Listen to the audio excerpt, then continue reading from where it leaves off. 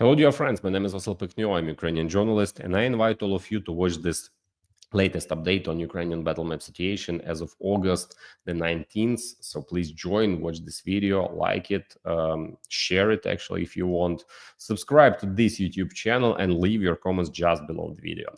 As you know, yesterday in Washington, D.C., there was some meeting conducted between European leaders, President of Ukraine and President Trump of United States of America. So they decided how to stop the war. Actually, for the just peace, for the justice, Ukraine has few extra arguments, which I'm really sure that yesterday they have been shown to American president. What are those arguments? Let's see for the beginning, and then let's move on to watch what is going on the battlefield. Let's begin. Every voice matters. Join our community, support independent journalism, and help us bring you the truth from Ukraine. Become a member of Ukraine today. Join us now. So, what arguments do we have? The main argument of the armed forces of Ukraine is, so to speak, the unilateral imposition of sanctions that Ukraine is capable of enforcing against the Russian Federation. And such an element of sanctions yesterday, according to reports from drone system forces and later confirmed by the General Staff, was the strike on the Nikolskoe oil pumping station. Before that, the Unecha oil pumping station had also been struck. And these two facilities are part of the critical infrastructure of the Druzhba main oil pipeline, which transported oil to Europe. In other words, this was a source of financial income for Russia, and Europeans were the ones paying for it. Yes, of course, some so-called comrades, in quotation marks, namely the Hungarians and Slovaks, are affected by this, and they constantly have some complaints against us at the European Union level. But here you go. This is the real-life outcome of those complaints. Without anyone's approval, permission, or anything of the sort, we have the right to strike the Russian Federation in any way we see fit. And the shutdown of the Druzhba oil pipeline, which was confirmed yesterday by the commander of the Unmanned Systems Forces, Madyar, is our task, because this oil pump station, specifically Nikolskoe in the Tambov region, is part of the economic infrastructure of the Russian Federation, which is directly involved in supplying the occupying forces. Therefore, as Madyar confirmed yesterday, the 14th Regiment of Unmanned Systems Forces carried out this operation, striking the oil pipeline, which is now completely shut down. It cannot operate. This is our argument number one. Argument number two. Literally a day before the Washington negotiations, Ukraine didn't just reveal its long-range missiles by chance. These missiles are called Flamingo in the Ukrainian version. Just look at this beauty, its length, its mass, its dimensions. In fact, it's mounted on a vehicle platform. Basically, in appearance, it's similar to armored vehicles that are loaded onto such platforms, and this missile is loaded the same way. The specialized military publication Defense Express writes and suggests that all indications are that the Flamingo is the FP5 missile from a Dubai-based company in the United Arab Emirates, which, however, has joint projects with the Ukrainian military-industrial complex. I don't know exactly where the points of contact are, and it's probably for the best that I don't, because let's just say this isn't a story meant for the general public. But there is a company called Milanion Group, and at the beginning of this year, at an arms exhibition in Dubai, they presented a model, a scaled-down model, of a missile called the FP5. And at that time, its technical specifications were made known. The thing is, there just aren't that many missiles in the world with such specifications. This is a missile with a range of 3,000 kilometers. 3,000, that's actually twice as much as the best currently modernized declared version of the American Tomahawk missile, which has a range of over 1,600 kilometers. Accordingly, the FP5, and thus we can clearly understand that this is the Flamingo, the production of which, by the way, was confirmed by the Minister of Defense. Shmyhal said that it has taken place. Ukraine has already launched these missiles, and the production of these long-range Flamingo missiles has begun. By the way, we also had promising projects for our own missiles dating back to ancient times. Already during Ukraine's independence, we had missiles like the Sapsan. Before that, there was the Borisfen, and Flamingo was one of the possible names for a missile that was supposed to be a cruise missile and fly far, far into Russian territory. Actually, it reminds me, by the way, of the old Soviet versions of such drones or missiles like the Strij and so on. Well, you'll see how it flies now. And for those who know what the Strij is, This will be a bit of a flashback. Well, in the end, let's take a look at how it flies. Yesterday, the publication Zerkalotiznia released exclusive footage of the flight, a test flight, and even a combat flight of this missile. Let's watch how it flies, and then I'll tell you about its technical and tactical characteristics, which, I repeat, were announced for a reason. And the missile itself was showcased right before the Washington summit for a reason as well. These are our Ukrainian maps being shown. How does the Flamingo missile fly?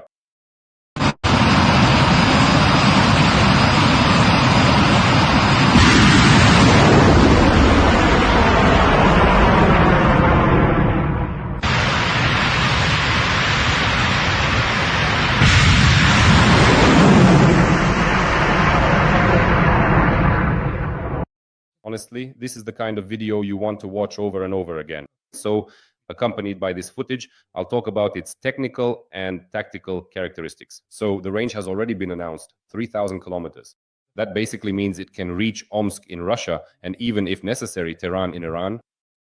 Flight time is over 4 hours, maximum speed is 950 kilometers per hour, and the cruise speed of this missile ranges from 850 to 900 kilometers per hour. The maximum takeoff weight is 6 tons, and attention, the warhead weighs 1 ton.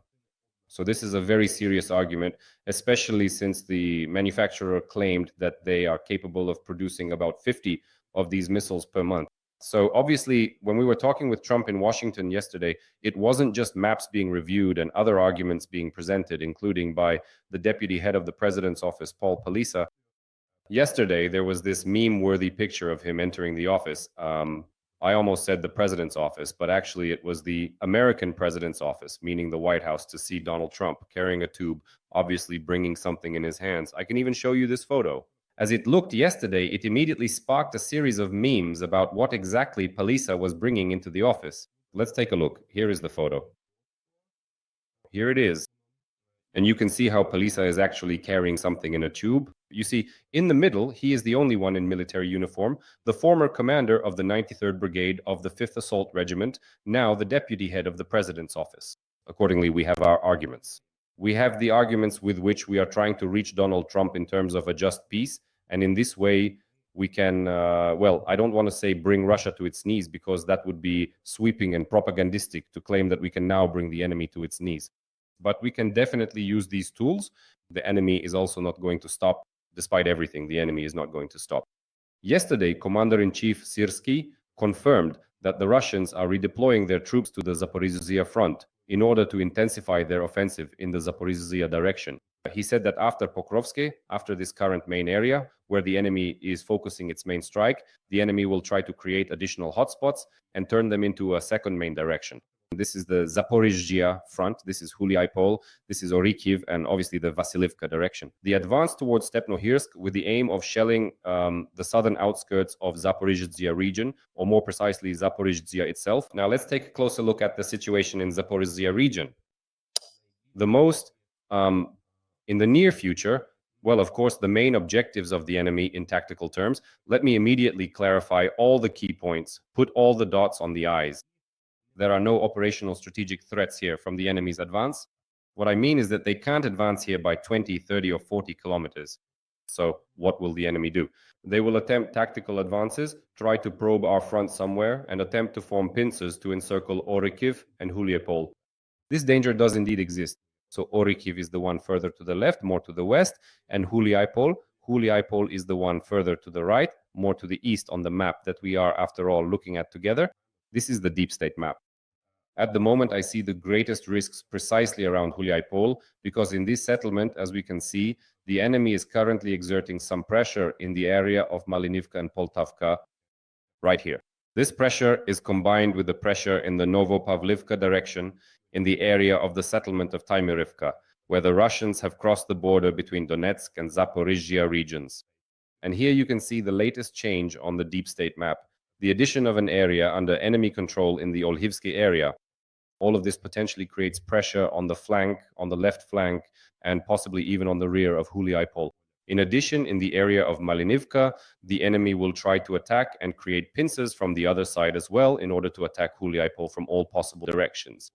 However, there is a certain, a certain advantage here, and it is mainly a landscape geographical advantage. So I specifically took a screenshot of this map, friends, so that we could take a closer look at it. So in blue, right below my image, the city of Huliaipol is highlighted, which is currently the point of activity. The arrow pointing to it in red is an arrow from the Malinivka area. Let me go back to this map so you can understand. Here, let's erase everything and I'll show you again. Huliaipol is here and the arrow is from the Malinivka area. This is an attempt to create this wedge on the left flank of our defense. Let's go back to this photo. The area of Taimyrivka above, that's the red square. That's where the enemy is currently advancing in the Novopavlivka direction. So returning to the deep state map, here's Taimyrivka. But what makes the map important for us is that it shows the landscapes, it shows the geography. With blue lines, I've marked the locations of the rivers, so to speak, in this direction. This is a sort of crossroads of rivers.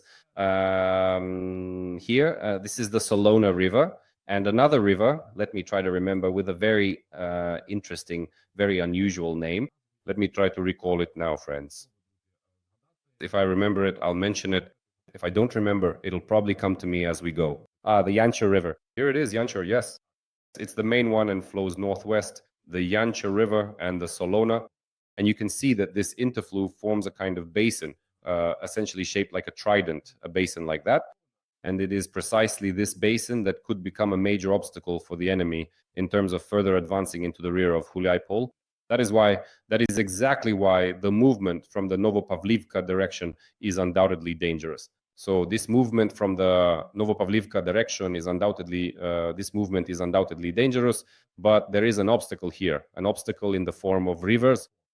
And therefore, it is extremely important to pay close attention to the area of Malinivka, because Malinivka is already on the other side of those rivers, which, as you can see, the occupier will not need to cross here, but can simply move along the heights to attack the rear towards our Huliaipol, which is located in a lowland on the river that lies further on.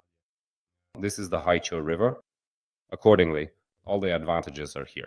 Well, here it's important, crucially important, to hold the Malinivka area to prevent the enemy from advancing further. And it's also important to hold the area from Novopavlivka, from the Timirivka district, this Timirivka direction from the borders of Donetsk region, not to let the enemy approach. This is what is shaping up in the foreseeable future right now, as of today, in the Novopavlivka, Zaporizhzhia direction. These are the threats that actually exist. And in general, near Novopavlivka, the enemy is pressing almost along the entire line of the Donetsk, Dnipropetrovsk, Donetsk, and Zaporizhzhia borders. Here you can see the latest enemy advances in the area of Kotlyarivka.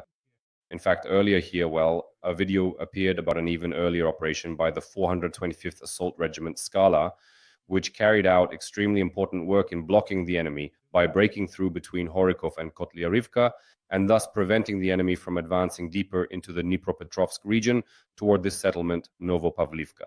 How all of this happened, I suggest we now watch the video from Skala itself without my commentary or narration, because it truly is just a fantastic, almost cinematic, phenomenal piece of work where the fighters themselves narrate and explain each of their actions very well. And this video is 4 minutes long. I've shortened it, compressed it a bit to a smaller length, down to 2.5 minutes. But I want to show it to you, friends, in the original version by Skala themselves, so that you can watch and see for yourselves what kind of combat operations are taking place, how the fighting unfolds, what it all looks like from different perspectives, an assault trooper, staff work, and so on. So please turn your attention to the screen. The administrative border between Donetsk and Dnipropetrovsk regions. Here the enemy managed to enter the territory of Dnipropetrovsk region in small groups. The Skala regiment was tasked with clearing the administrative border and pushing the enemy away from the Dnipropetrovsk region in the Kotlyarivka-Horikov sector. A consolidated tactical group was formed to carry out this mission. The commander decided to maintain constant pressure on the enemy using our assault groups, which were to operate with continuous support from aerial reconnaissance and with fire support from artillery, mortars, and strike UAVs. Now this big bird here is going to work on the bastards who are trying to get onto our territory. We're going to break them and destroy them now. Please make absolutely certain that they are fully prepared and ready to commence their work within the next 15 minutes. We found the third position. Mali, Odessa, Odessa, tell the mechanic to move straight ahead.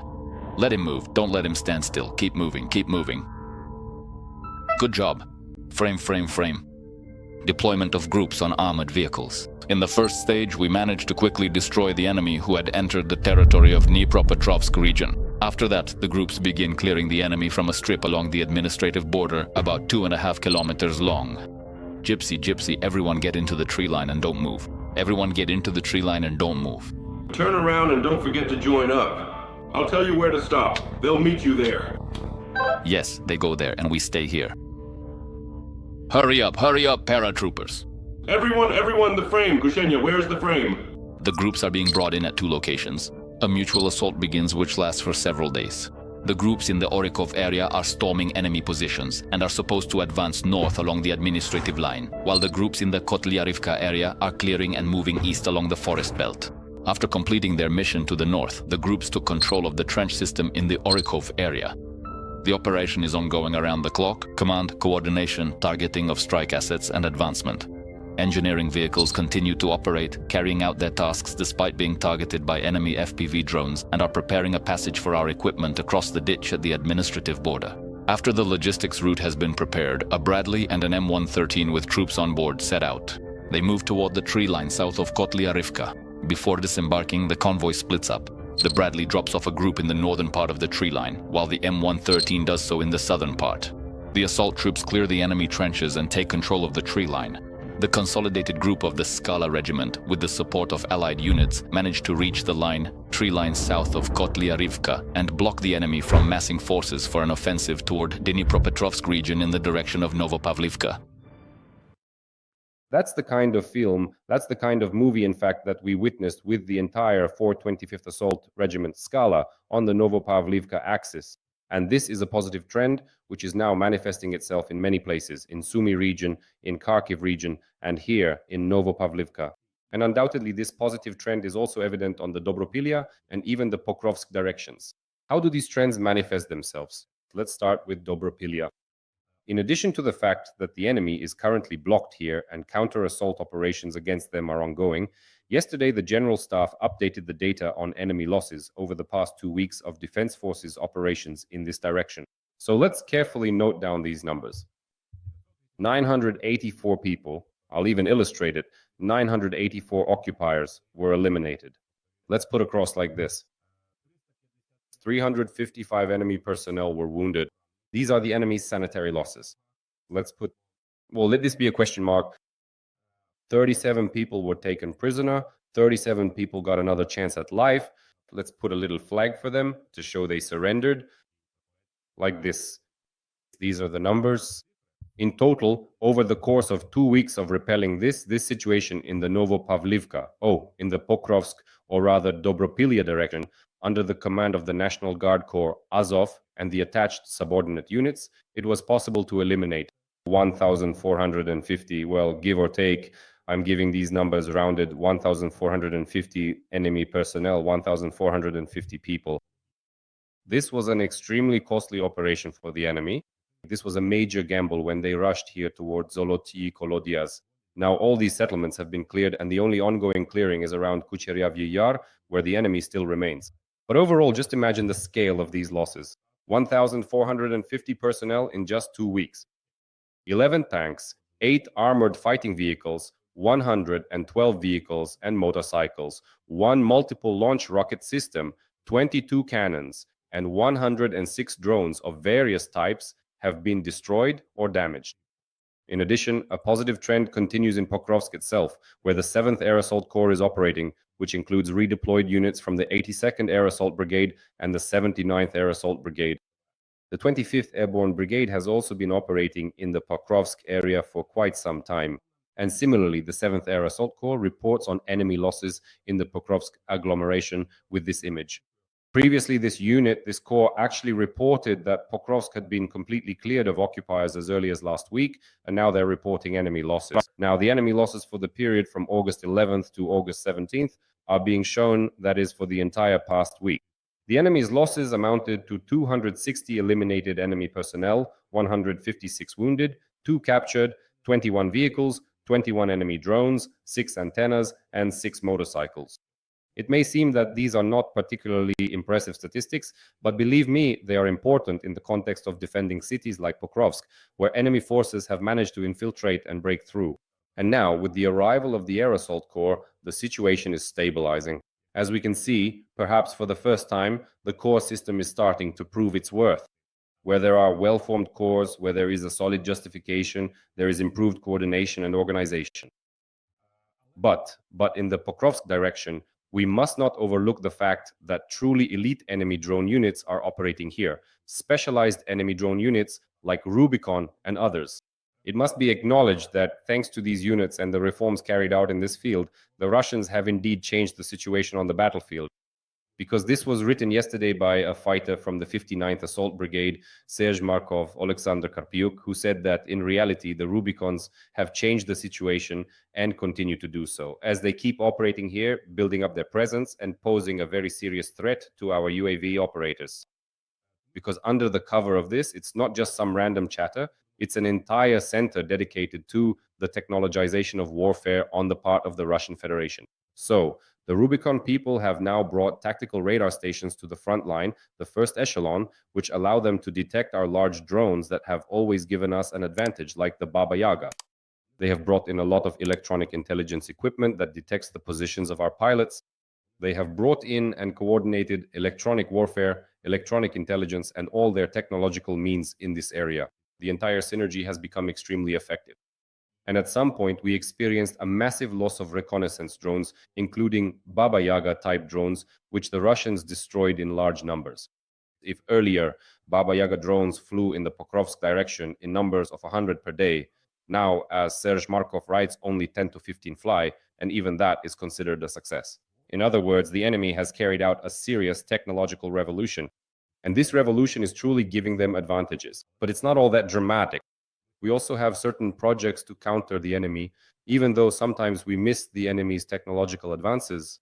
And then situations occur like those near Pokrovsk when things were, well, just completely critical. Now, things have started to stabilize a bit, but it's important to understand that these situational shifts will always happen at the edge of technological warfare. That's why we simply need a technological quantum leap, which our Western partners can help us achieve. And we ourselves too. On that note, I'll end here. Thank you, friends, for your attention. Take care of yourselves. All the best, and until we meet again.